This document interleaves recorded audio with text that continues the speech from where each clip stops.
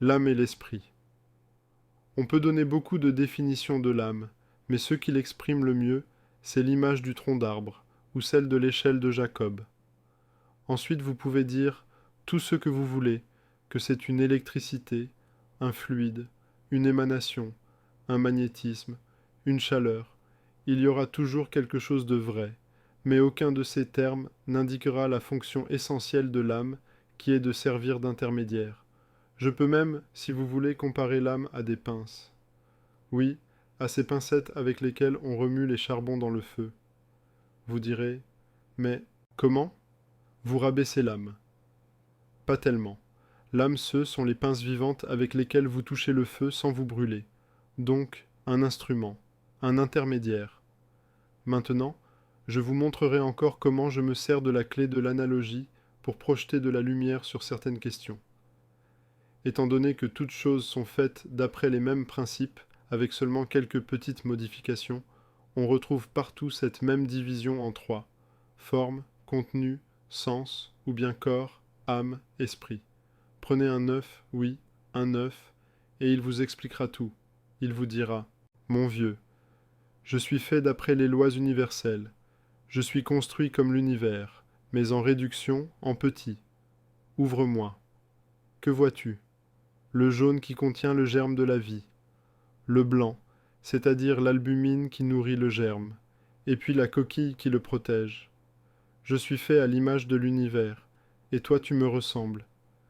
Bien sûr, au lieu de dire que l'œuf ressemble à l'homme, il dit que l'homme ressemble à l'œuf. Regardez-moi le toupet de cet œuf. Le jaune, c'est l'esprit. Le blanc, c'est l'âme. La coquille, c'est le corps.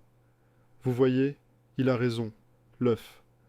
Donc, le germe est au centre, le blanc au milieu et la coquille à la périphérie. La cellule aussi est construite d'après le même schéma. Seuls les noms, noyau, cytoplasme et membrane sont différents. Et quand la coquille d'un œuf se casse, que se passe-t-il? Tout se déverse et la vie s'en va. Comme la coquille, le corps sert à protéger la vie, c'est-à-dire l'âme et l'esprit. Quand le corps est brisé, la vie s'en va, l'âme et l'esprit le quittent. Et maintenant, qu'est-ce que l'âme? Comme le blanc de l'œuf, l'âme est porteuse de tous les éléments nutritifs nécessaires au maintien de la vie. Mais la vie, elle, vient de l'esprit. Le germe ne se trouve pas dans le blanc, il se trouve dans le jaune.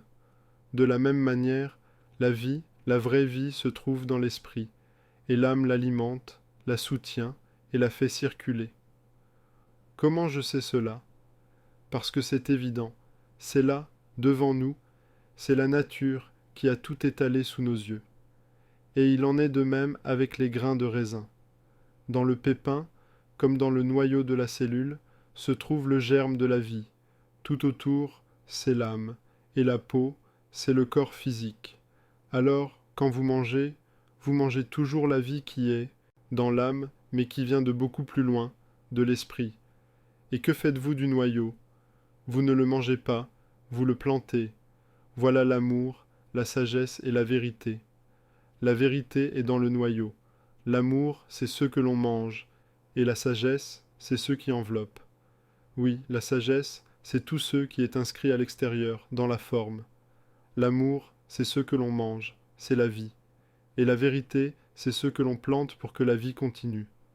Voyez combien c'est clair. Là aussi, il y a un esprit, une âme et un corps.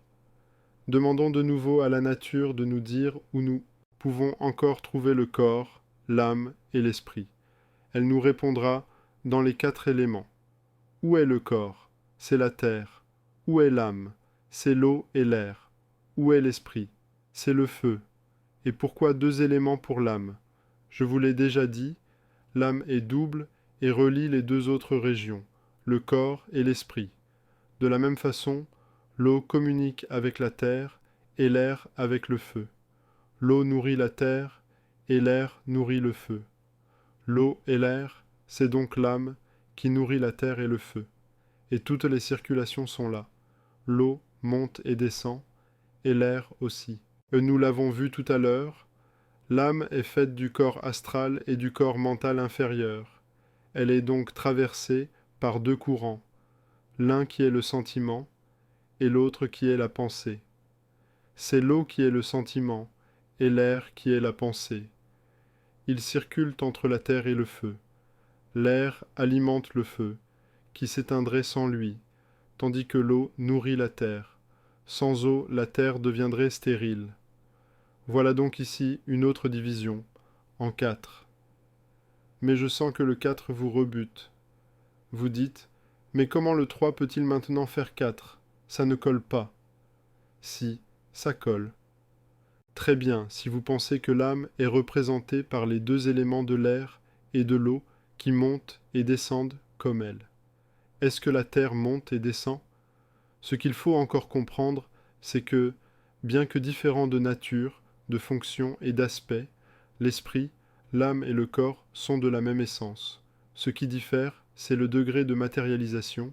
Le corps, c'est l'esprit condensé. L'esprit, c'est le corps subtilisé. Et l'âme est intermédiaire entre les deux.